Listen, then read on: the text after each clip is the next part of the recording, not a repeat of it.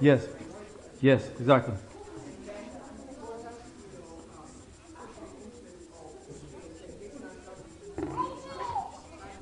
Yes. Yes. Yes. Yes.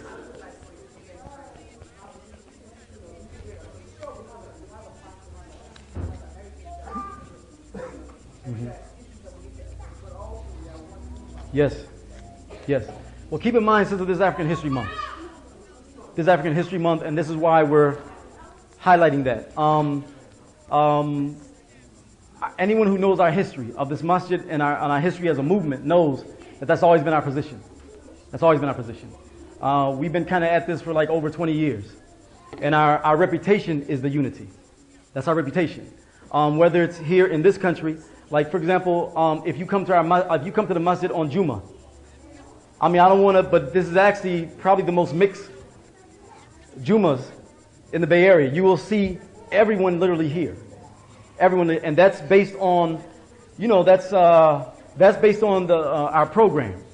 If you check us out internationally, we're hooked up with the Islamic movement all over the world, and people kind of know that too. You know what I'm saying? They know it too, and that's been our history as well. Whether they're in Africa, Asia, you know what I'm saying, Europe, and so on and so forth. What I mean to say is that we are literally, hooked up with our brothers and sisters all around the world, literally. And if you ask anybody about our reputation here in the Bay Area, more often than not, it is a reputation that is not isolationist in terms of the Muslims are concerned. You know what I'm saying? We get around a little bit. We get around. You know what I'm saying? So that's really all I can say on that. You know what I'm saying? We have a track record. This is just African History Month. So we use African History Month as a way to to do dawah. You know what I'm saying? We use African History Month as a way to do dawah. And we use African History Month too, in this particular case too, as a way to kind of let other people know, you know what I'm saying, what, the nature of this struggle here in America, the nature of it, characteristics of it, and so on and so forth. And some of our own people don't even know it. We're preparing ourselves, sister, for a major struggle. A major struggle. That's what we're preparing ourselves for. And this struggle that we're involved in is part and parcel of a struggle that is rooted in our coming here. It's directly connected to it. You know what I'm saying? So so we have to be trained in a certain way. There's a certain training that we have to get. But at no point does it have to do with excluding ourselves from other Muslims. At no point. One of the reasons why, sister, we are feared by the government is because we don't do that. And I'm saying we're feared by this government. This government knows us. The Saudi government knows our movement. They know our leadership. And one of the major reasons why they have a fear of us is they know that we're not just African American Muslims here. They know it. They know it. We get around. We get around. Yeah, we get around. Inshallah, we get around. Any other questions or comments? Next week, inshallah, African Muslims in the Americas during slavery. We want to focus on African Muslims in America.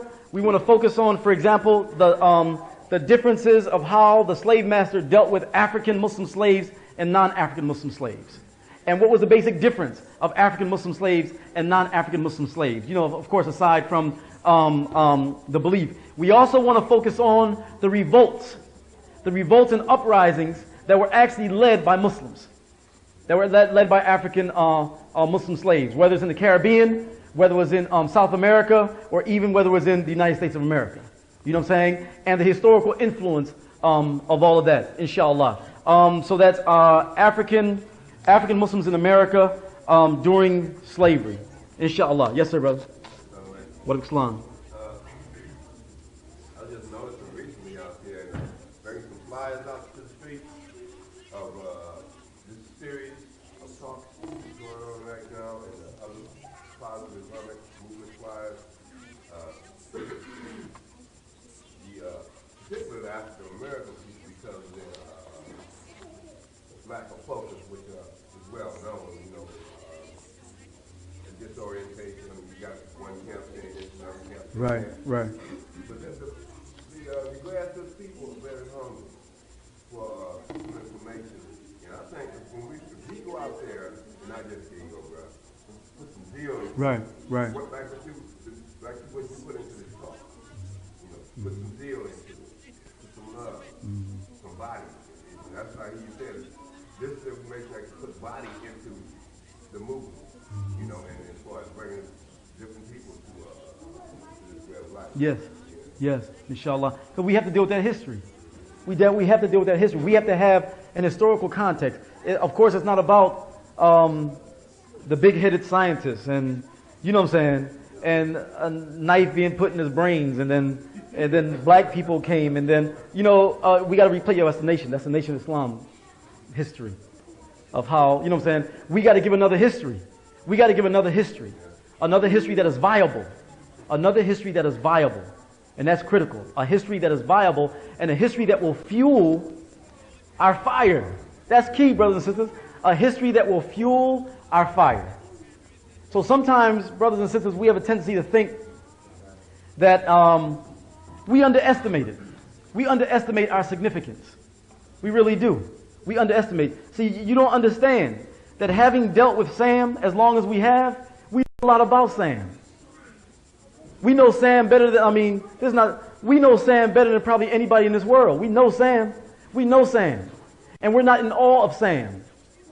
We bring this to the table. But not only that, brothers and sisters, not only that, but check this out. In this society, look at the young people in this society of all colors, Who's running the show in terms of culturally among young people? Black teenagers are running the show. They running the show. Other people wearing their hats backwards, even racists would try to act like black teenagers. Hey, blood, right? And they, you know, there's an influence. No. The black teenager, the African American teenager, male in particular, is being shown as being public enemy number one. Criminal, drug dealers, so on and so forth. And they are the same ones who are having the biggest effect on the culture of young people. How is that? How is it? Now look, think about this now. How is it that we have people in this society who try to act black?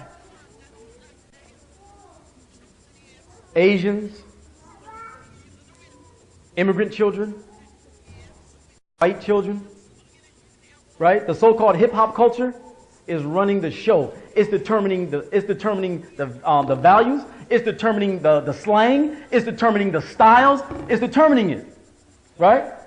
What is it then about us in this society that we attract other people like that? What is it? They will try to make us think that's only in the area of entertainment. They will try to make you and I think that is only in the area of entertainment. But if we don't know our history, we'll forget that the brown berets of our Latino brothers came out of the Black Panthers. That the Gray Panthers of the old folks came out of the Black Panthers. That the anti-war movement of these young white progressive students came out of the Civil Rights Movement. The Civil Rights Movement kicked off a lot of other things.